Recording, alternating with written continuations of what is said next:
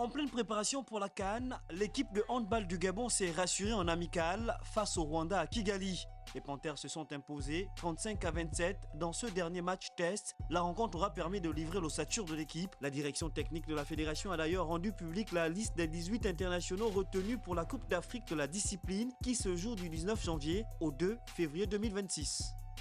Palana Kenza, sensationnel. La Gabonaise a réalisé un jet de 50,26 mètres au Critonium l'IFA hivernal des lancers.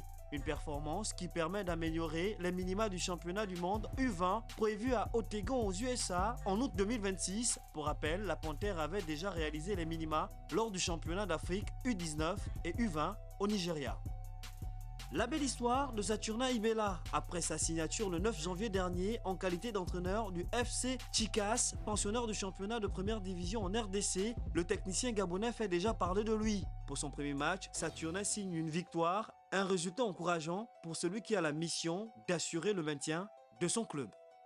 Derrick Obama-Soumou prend son envol, l'ancien milieu de terrain du football Canon 105 qui a rejoint officiellement le club Zesco United, première division zambienne, vient de jouer son premier match. Sur le chemin de l'intégration, Derrick a l'ambition de grandir dans sa nouvelle écurie. C'est un nouveau défi pour le meilleur joueur du championnat gabonais en 2025, âgé de 19 ans.